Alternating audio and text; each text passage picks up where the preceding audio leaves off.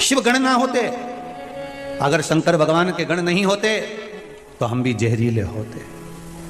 हमने केवल शंकर जी के गणों में हमने यही देखा कि शंकर जी के गण ऐसे हैं, कोई नंगा है, कोई नग्न वेशधारी है, कोई कपड़े नहीं पहना, कोई का सिर ऐसा था, कोई का मुंडा ऐसा था, कोई के नेत्र ऐसे थे, कोई ऐसा था, कोई वैसा था। हमने जितनी बार भी कथाओं में सुना, हमने यही सुना कि शिव जी के गण ऐसे थे, शंकर के गण वैसे थे, शंकर के गण फाड़ देते थे, नोच देते थे, काट देते थे। पर हमने ये विचार नहीं करा कि शंकर के गण जो शिव जी के साथ रह रहे हैं वो कितने धर्मात्मा, परोपकारी, कितने सत्कर्मी, कितने भजनावली थे।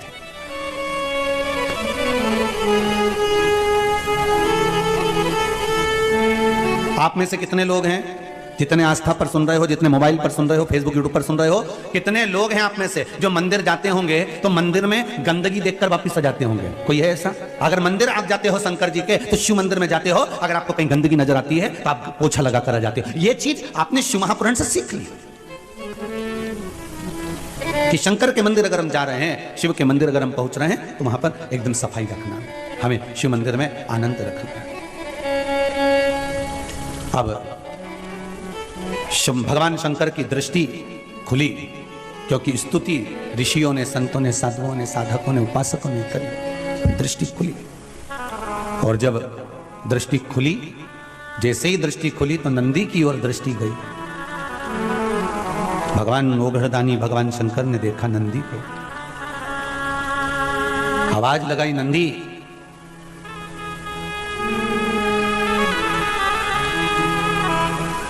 नंदी, ओ नंदी, आवाज लगाई, नंदी हिला नहीं। विष प्रबल था जिसको भगवान शंकर ने पिया था, प्रबल विष।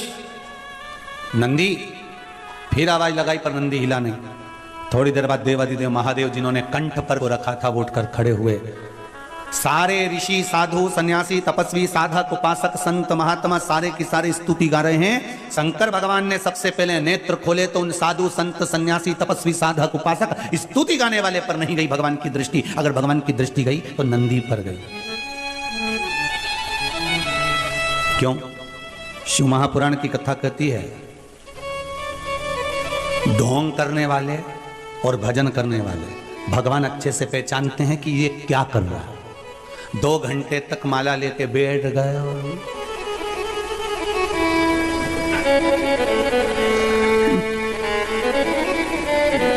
भगवान को मालूम है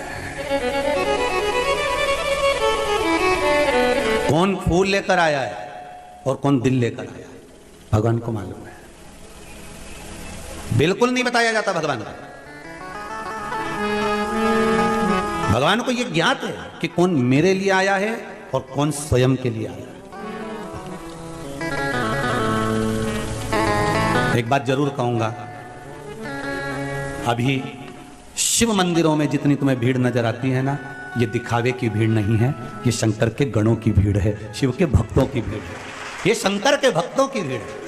ये दिखावे की भीड़ नहीं है शिव मंदिरों में। अभी जो तुम सोमवार के सोमवार दर्शन करते हो, शंकर भगवान के मंदिर में पशुपति व्रत होते हैं, सोमवार का आनंद होता है, लोग मंदिर में 5-5 दिए लगा कर जाते हैं, ये दिखावे की भीड़ नहीं है, ये दिल से जुड़े हैं भगवान शंकर से। इसलिए शायद मेरा भोलेनाथ, मेरा ओघड़ी, मेरा शंकर दिल से देता भी है।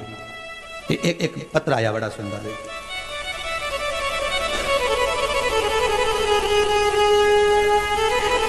कुलदीप सेन, चिंतामन गणेश, उज्जैन से आया।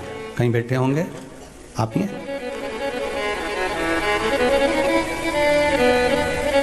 जरा खड़े होइए, माइक दीजिएगा। आपने लिखा है कुलदीप जी कि शादी के लिए 3 वर्ष से घर के लोग परेशान थे, आपने लिखा है। हाँ लिखा था। अब विवाह का क्रम हुआ? हाँ हो गया। हो गया? हाँ। यहाँ पहले आए थे आप? हाँ आए थे 22 तारीख, 22 अक्टूबर को आए थे। हाँ। और दूसरी बार अभी आए हो, जनवरी है। हाँ। अक्टूबर, नवंबर, दिसंबर 3 महीने में बाबा ने वापस बुला लिया। हाँ। विवाह हो गया? हो गया। बाबा की बधाई, बहुत बहुत। बैठिए विराजी। श्री शिवाय। शिवाय। बहू आई है साथ में? बहू आई है? अच्छा दोनों आए हैं। श्री शिवाय नमस्ते, बहुत बहुत धन्यवाद, बधाई। बाबा की कृपा है। शिव उपासना में इतना विश्वास जरूर है मेरा ये शिव महापुराण के प्रति समझ लो, चाहे मेरे ओघड़दानी के प्रति समझ लो, मेरे शंकर के प्रति समझ लो, कि 2 साल से आप लगातार आस्था चैनल पर शिव महापुराण की कथा सुन रहे हो, और अगर मंदिरों में आप नजर आ रही है सोमवार की सोमवार, तो ये दिखावे की नहीं है, ये शंकर के गणों की भीड़ है, ये शिव भक्तों की भीड़ है। और दिल से विश्वास रखकर एक पत्र और बड़ा सुंदर आया है महाराज, देखिए।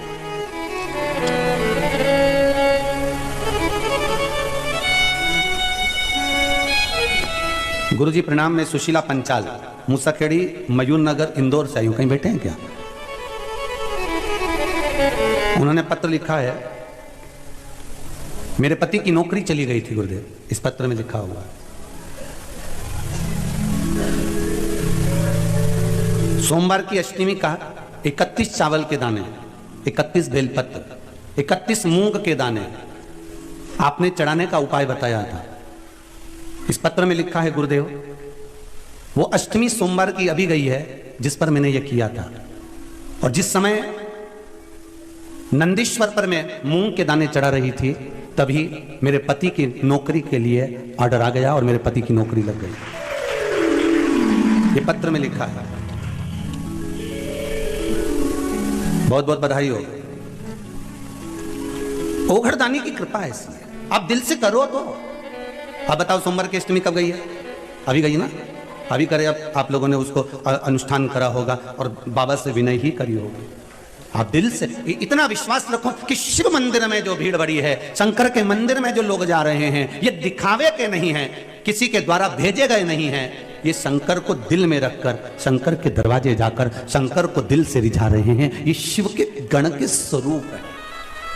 ये शंकर की निंदा नहीं सुनने वाले में से, ये शिव की निंदा नहीं सुन सकते। ये शंकर के भगत हैं, शिव के उपासक हैं, शंकर के भक्तों के आनंद में, जैसे नंदी, भृंगी, श्रृंगी, ये सारे जो शिव के गण हैं, उन नामों में मुझे विश्वास है कि जो शंकर की स्तुति कर रहे हैं, शंकर का भजन कर रहे हैं, शिव महापुराण को नित्य श्रवण कर रहे हैं, ये मेरा विश्वास कहता है कि ये भी शंकर के गणों की गिनती में ही आएंगे। ये पीछे नहीं हटने वाले, ये शिव के अपने हैं, कोई दूसरे नहीं।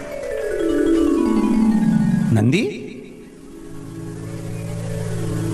भगवान शिव का ध्यान किसी पर नहीं गया, ना साधु पर, ना संत पर, ना सन्यासी पर, ना तपस्वी पर, ना साधक पर, ना उपासक पर। भगवान शंकर का अगर ध्यान गया तो सीधे नंदी पर गया। क्यों? क्योंकि भगवान को यह मालूम था कि ये स्तुति कर कर चले जाएंगे, पर सबसे प्रबल अगर किसी ने काम किया है, इन्होंने तो शिव जी के नेत्र खुले कब करी, क्योंकि मैंने विष पिया, पर इससे भी प्रबल अगर काम किसी ने करा है, संसार के लोगों को बचाने का काम करा है, तो ये जो नीचे बूंद गिरी है, इस बूंद को जो नंदी ने चाटा है, इसने सबसे प्रबल काम किया। स्तुति करने वालों से ज्यादा प्रबल है कर्म करने वाले।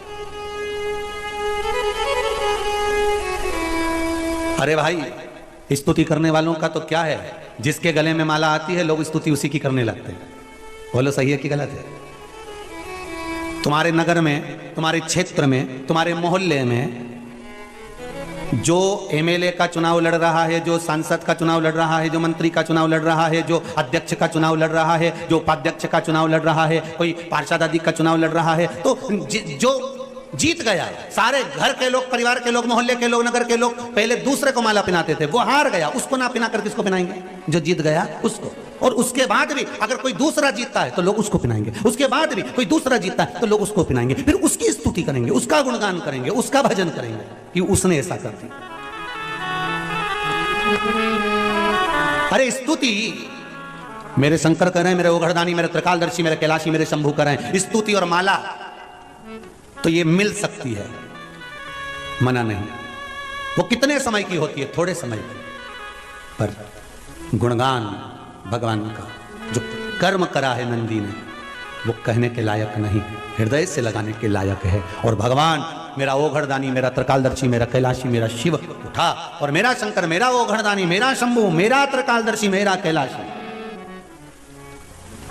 और एक निवेदन आपसे करें, जैसे हम कहते हैं ना कि मेरा शंकर, ऐसा आपको भी दिल से कहना चाहिए। जम के बोलो, मेरा शंकर। एक ही तो है जिसको अपन मेरा कह सकते हैं,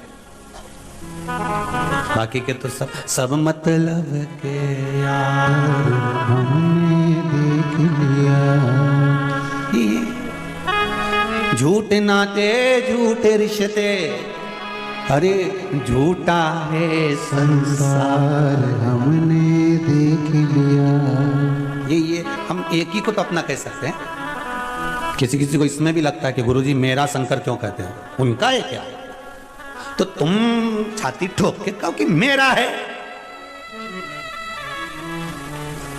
तुम भी कहो।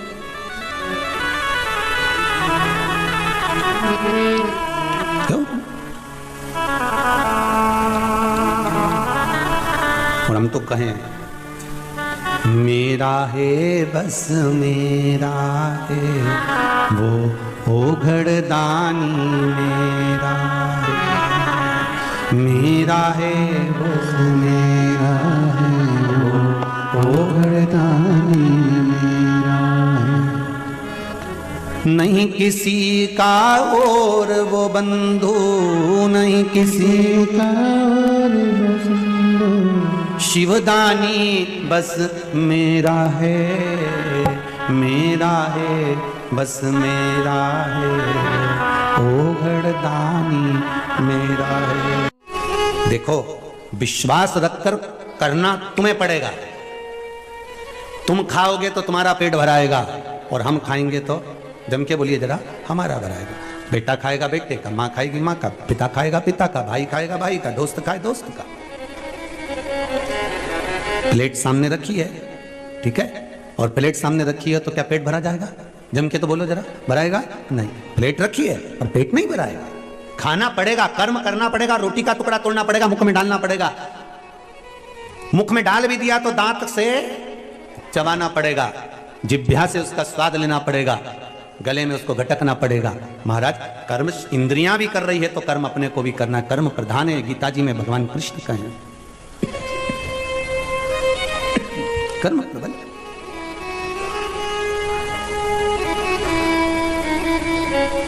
और कर्म की प्रबलता, कर सेवा तू लगन लगा के, मन में सच्चा भाव जगा। कर्म प्रबल करो। भगवान शिव गए नंदी के पास में और नंदी के गले में बैया देकर शंकर भगवान ने कहा नंदी के कानों में, उठो नंदी उठो। एक बार ये कथा कहीं कही तो किसी ने कहा गुरुजी वो शंकर भगवान ने नंदी से क्या कहा था? तो ये तो नहीं मालूम कि नंदी से क्या कहा था, पर इतना जरूर कहा होगा, श्री शिवाय नमस्तुभ्यं, श्री शिवाय नमस्तुभ्यं, श्री शिवाय नमस्तुभ्यं। ये चेतना दे देता है मन को, जनमानस को चेतना प्रदान कर देता है ये मन।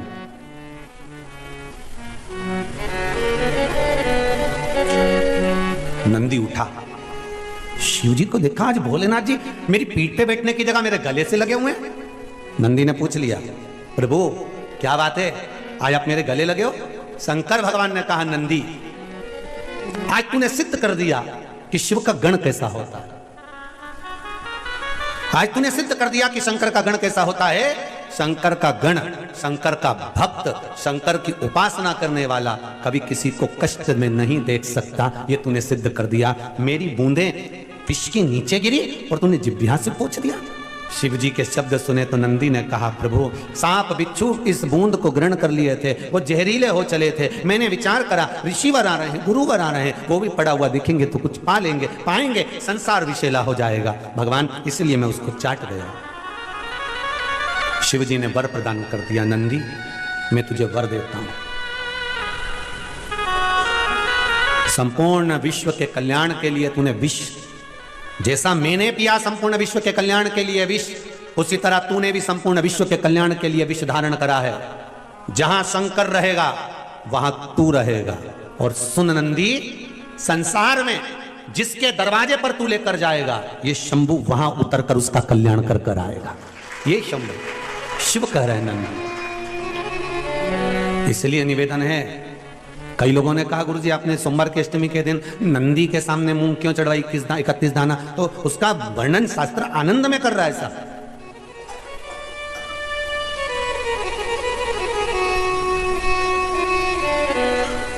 कितना वो तुम तो नंदी पे भी जानते हो, तुम तो अभी अपने यहाँ जैसे दूल्हा दुल्हन की शादी हो ना, छोरा छोरी की, तो जब छोरे की शादी होती है ना, तो जब वो घोड़ी पे चढ़कर जब दूल्हा बनकर जाता है, तो तुम तो नंदी के सामने मुंह की बात करते हो ना, घोड़ा घोड़ी पे जो चढ़ के जाए तो उसको चने की दाल गला के खिलाए। तो अब तुम वो दूल्हे की माँ से पूछो, क्यों रे माता जी, काकी जी ने, बुआ जी, तुमने इसको चने की दाल क्यों खिलाई? नहीं पूछो वो घोड़ी के क्यों खिलाई, वह घोड़ा के क्यों खिलाई? पूछा जाए जरा कि उस घोड़ा घोड़ी के चने की दाल क्यों खिलाई? तो क्या इसलिए खिलाई कि मेरा छोरा घोड़ी पे चढ़कर जाएगा, जिसके दरवाजे पर जाना है, इस चने की दाल को मैं खिलाकर भेज रही हूं कि कहीं इधर उधर पड़ा हुआ सामान ना खाकर मेरे छोरे को लक्ष्य तक लेकर जाना और जिसके द्वार जाना है वहां तक पहुंचाना। हमने नंदी पर 31 मुंह क्यों चढ़ाए? कि शंभो मेरे हृदय की बात को याद रखना भोलेनाथ, मेरे नंदीश्वर भगवान, मेरे चित्त में जो मन में चल रहा है इसको लक्ष्य तक पहुंचाना, और आप ही हो जो शंकर को मेरे दरवाजे तक लेकर आ सकते हो, इसलिए मुंह चढ़ाओ। आप हो जो शिव को मेरे द्वार तक ला सकते हो, कोई दूसरा नहीं।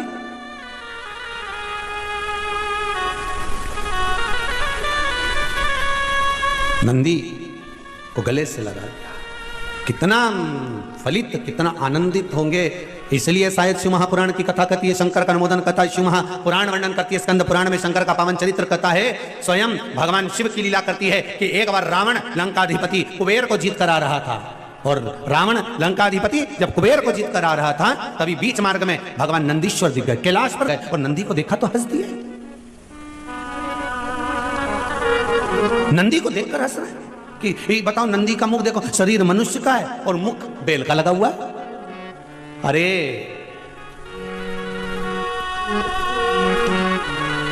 जब ये नंदी हुए थे ना, पृथ्वी से प्रगटे थे, सुंदर बालक थे, बड़े सुंदर, इतने सुंदर थे, इतने सुंदर थे। शिव महापुराण की कथा कहती है जैसे मेरे भोलेनाथ सुंदर थे, ऐसे नंदी सुंदर थे।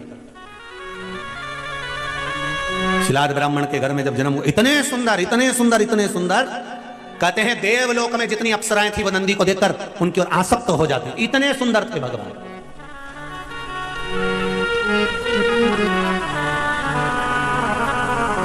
अब लोग कहते हैं ये गण ने कोई सी पुस्तक लिखी है क्या? हमारे यहाँ तो पढ़े लिखे लोग पुस्तक लिखते हैं, पर शंकर भगवान के गण कोई पुस्तक लिख सकते हैं क्या? कोई आंखों से 4, कोई मुंडा से 5, कोई 6, कोई का पाँव नहीं, कोई का हाथ नहीं, कोई का पेट नहीं, कोई की छाती नहीं, ये कोई पुस्तक लिख सकते हैं? हाँ, शंकर भगवान के गण नंदी ने एक पुस्तक लिखी जिसका नाम था कामशास्त्र।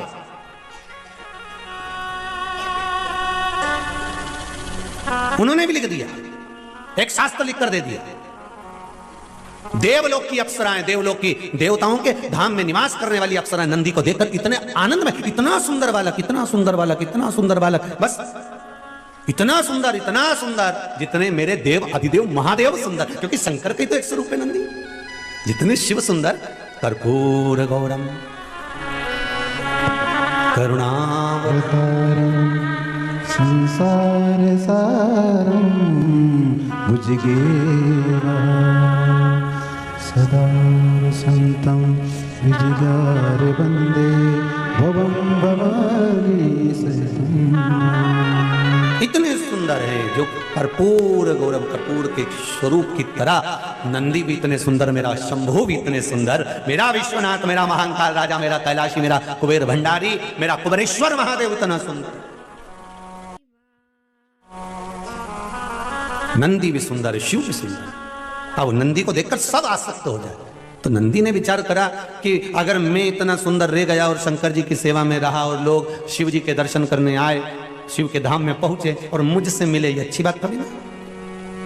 उन्होंने शंकर जी से कहा, भोलेनाथ, शिव जी ने कहा मांग तुझे क्या चाहिए? प्रभु हाँ, मेरा चेहरा पशु का कर दो, बैल का कर दो, वृषभ का कर दो। शिव जी ने कहा इतने सुंदर नंदी का चेहरा अगर मैं वृषभ का बनाऊंगा, बैल का बनाऊंगा, अच्छा लगेगा? नंदी कहने लगे, प्रभु आप तो मेरा चेहरा वृषभ का कर दीजिए, बैल का कर दीजिए। शिव जी ने कर दिया, ठीक है। जितने गण तुमको पीछे फोटो में दिख रहा है, जितने, एक भी सही साथ ठिकाने का दिख रहा है?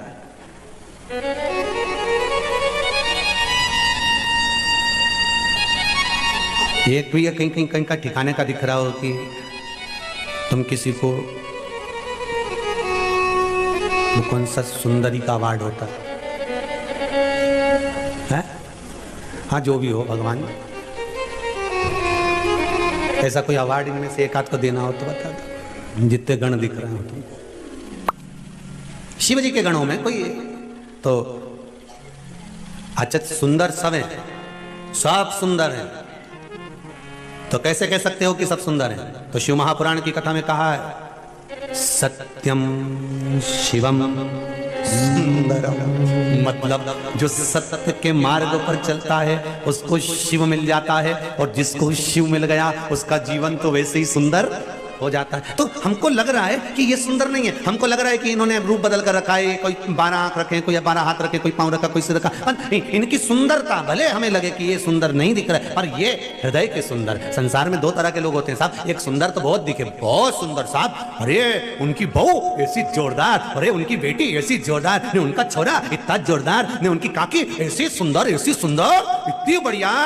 फिर क्या? फिर वो ऊपर रह रही है पर नीचे रह रहा है, मतलब केवल चेहरे की सुंदरता थी पर भीतर की सुंदरता नहीं, भीतर की सुंदरता नहीं। महाराज खूब सुंदर थे नंदी। नंदी ने कहा नहीं प्रभु, मेरे को ये स्वरूप नहीं चाहिए, मेरे को तो आप पशु का स्वरूप लगा दो, वृषभ का स्वरूप लगा दो, और मेरा ये स्वरूप बना दीजिए ना, मुझे ये स्वरूप नहीं चाहिए। भगवान ने कहा अरे नंदी तेरा स्वरूप बिगड़, नंदी रूप से मतलब नहीं, आप तो दाता तेरे चरणों के होना हमें दास है, तेरे चरण रज से बुझानी हमें कुछ नहीं चाहिए, आप तो अपना बनाकर रखो, जैसे हैं आपके रहे बस। भगवान ने उसको वृषभ का मुख लगा दिया, नंदी का मुख, बेल का मुख लगा दिया। महाराज सामने से लंकाधिपति रावण आ रहे थे, और कहां से आ रहे थे? कुबेर को जीत कर। अब कुबेर पर आक्रमण कर कर, कुबेर पर विजय प्राप्त कर कर कुबेर को जीत कर आ रहे थे, तो इनके भीतर अहंकार आ गया। लंकाधिपति रावण के भीतर अभिमान। जब कोई जीत कर आता है ना कुछ जीत कर आए, भले चाहे तुम चुनाव जीत कर आओ, चाहे पद जीत कर आओ, चाहे कोई वस्तु जीत कर लाओ, चाहे कोई सामग्री जीत कर लाओ, चाहे तुम कुछ भी।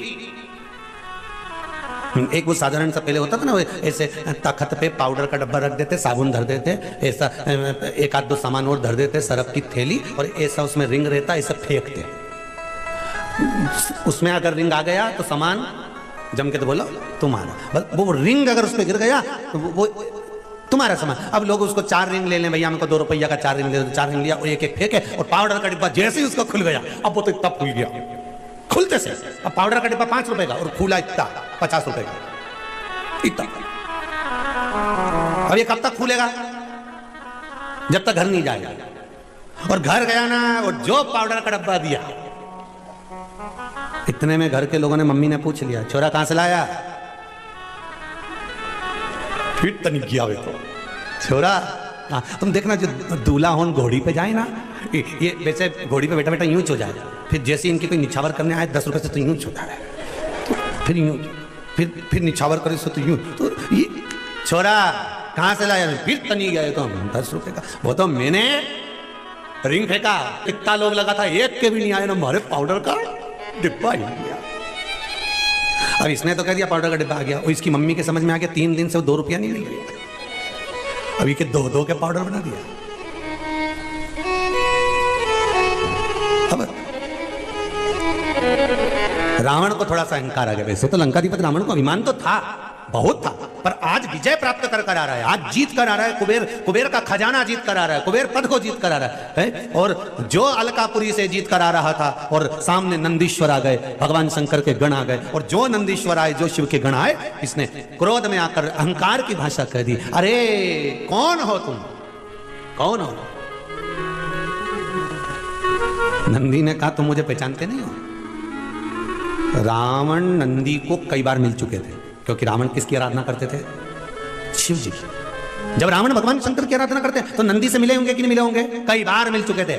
पर व्यक्ति जब जीत कर आता है और व्यक्ति के भीतर अहंकार आ जाता है, तब वो पूछता है तुम कौन? साहब हम तो तुम्हारे मोहल्ले में तो रहते थे, ऊपर किराए के मकान में, तुम नहीं पहचाने हमको? हूं। तुम कौन? मतलब जीता है, अभिमान आ गया, अहंकार आ गया, तुम कौन?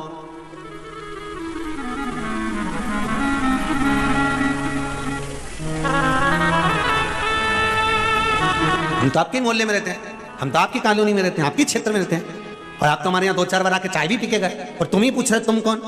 अब रावण के नंदी से तुम कौन?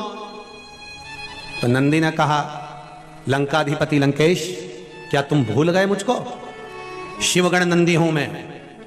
इतने में लंकेश के मुख से निकल गया, हंसकर ठहाका लगाकर रावण ने कहा, रावण संहिता में लिखा है, आप पढ़ सकते हो।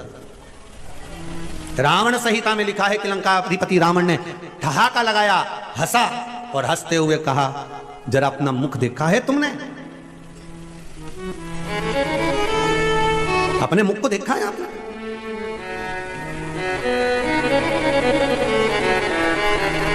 बहुत अंतर है महाराज।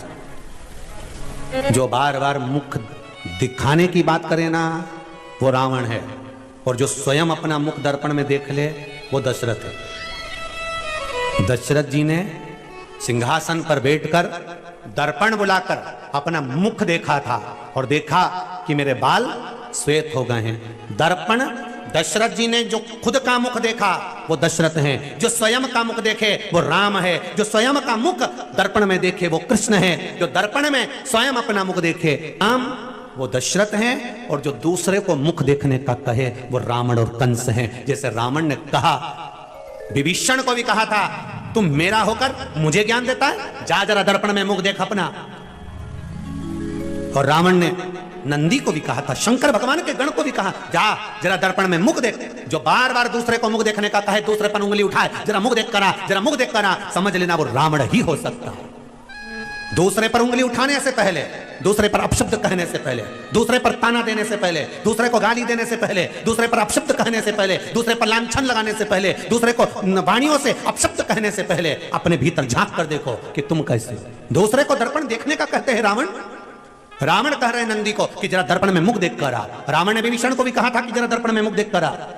वो रावण राक्षस है, असुर प्रवृत्ति का।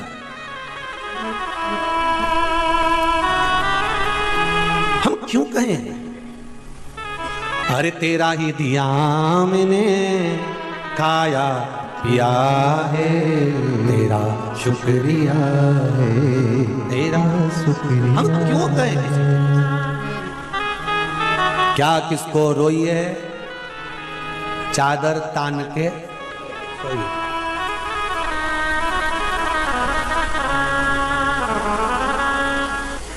एक भक्त आया था आगरा से, 3 इधर चिपका गया, 3 इधर चिपका गया। एक में लिखा है, तेरा क्या होगा रे कालिया।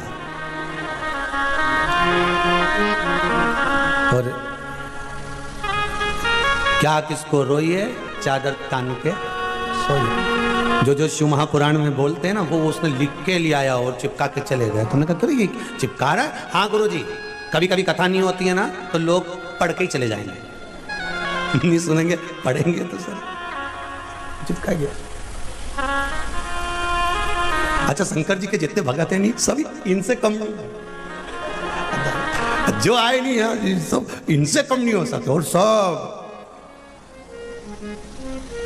अब 8-10 माताएं मिलके वो कुआं के पास में वो पत्थर उन पड़े, उसी पे बैठ के घर से टिफिन लाई होंगी तो भोजन कर रही होंगी। हमने मन में सोचा, बताओ कैसे पत्थरों पे बैठी होगी, कैसे भोजन कर रही होगी, कंकरी कंकर तो सब है, कैसे विचार कर रही होगी। हमने अंदर से उसको बोला आकाश को कि आकाश बोल के आओ, तो अच्छी वाली जगह पे बैठ के भोजन कर लो, जहाँ पर अच्छी साफ जगह। तो वो तो कह नहीं, तो सब चलो, सब चलो। अब मन ऐसा दुख है कि एक आध लड्डू लुढ़क गया, मान लो कभी कभी हो जाता है उसमें। वो एक बार वो कहाँ, वो नर्मदा जी का तट बड़वानी का खलघाट, वहाँ खड़घाट साइड कथा हो रही थी, और जजमान बोले कि गुरुदेव गुरुदेव। हमने कहा क्या है? तो कहा गुरुजी यहाँ पर अपन सब मिलके, हमारा मन है कि सारा कार्यकर्ता मिलके यहाँ पर दाल बाफला बनाए, दाल बाटी बनाए। ठीक है, बनाई लो, और बनाओगे नर्मदा जी का घाट, माई को भोग लग जाएगा, भोजन कर लेंगे, कोई बात नहीं, बनाओ। अब उन्हें शाम पड़ा, बाफला उन्हें बनाया, और बाफला बनाने बढ़िया सिखाकर बढ़िया जोरदार तैयार। और जो तैयार ने सब जो खाना पड़े बाफला, एक बाजू में बैठा था मही का सरपंच साहब, और जो बाफला उसके पास आया और जो उन्हें बाफला के तोड़ा, और तोड़ते सी मुंह में बाली बाल निकला ढेर से। अब बाली बाल निकला, अब जो बाल निकला तो बापड़ा घबरा गया, बाफला में बाल। अब सबके लगा कि यहाँ तो कुछ गड़बड़ हो गया, अब ये तो बोले गड़बड़ हो गया, पर हमने जिसने बाफला बनाया उससे पूछा इधर है बाफला में बाल कहां से आया इतना सारा? तो क्या एक बाफला हम बना के इसे रखे थे, वो लुढ़क गया तो आगे गया, तो हम गए तो हमने कहा भगवान का चमत्कार हो गया, एक की जगह 2 बाफला मिल गया। तो हमने कहा 1 से 2 कैसे हो गया? यही तो समझ में नहीं आया। नरब्दे हाँ, 1 की जगह 2 बाफला हो गया। हमने कहा जरूर किसी बच्चे की बेचारा की जमाल उतारी होगी, लोया में भरी होगी, उसका गोला बनाया होगा, उके धरा होगा, और ये गया तो उके उठा के उबाल दिया होगा, गोला में खा ले दे देना। अब ये तो समझे चमत्कार हो गया। नरब बिहार 2 बाफले घर और इनके बड़े लोए तेरे शंभु भगवान। अब इनने ठीक जहां तुम्हारी मर्जी पड़े, शंकर कंकर शिव आनंद है। हर हर महा। अब नंदी को देखकर लंकाधिपति रावण को थोड़ा सा अभिमान जो आया, और अभिमान के शब्द कह दिया, अहंकार के शब्द। जरा दर्पण में मुख देख करो, जाओ जरा दर्पण में मुख देखो, दर्पण में अभिमान के शब्द। नंदी को क्रोध आ गया और नंदी ने कहा, अब देखो नंदी शिव के साथ रहते हैं, तो नंदी भले वृषभ का मुख लगा हो पर हृदय निर्मल है हमारा। सत्यम शिवम सुंदर। नंदी सुंदर है। जो शंकर की आराधना करने वाले होते हैं ना, शिव का भजन करने वाले होते हैं, शिव की आराधना करने वाले होते हैं, शंकर का स्मरण करने वाले होते हैं, शिव तत्व को जानने वाले होते हैं, शंकर के मंदिर जाने वाले होते हैं, शंकर पर 1 लोटा पानी चढ़ाने वाला, 1 बेलपत्र चढ़ाने वाला, शिव का अभिषेक करने वाला, शंकर का अनुमोदन करने वाला जो होता है, वो भीतर से, बाहर से कैसा भी दिखे जब, पर भीतर से वो निर्मल होता है। उसके भीतर कपट नहीं हो सकता, उसके भीतर कपट नहीं हो सकता। वो तो केवल भाव लेकर जाता है। तेरे डमरू की धुन सुन के मैं काशी नगरी आई हूँ। तेरे डमरू की धुन सुन के मैं काशी नगरी आई हूँ। तेरे डमरू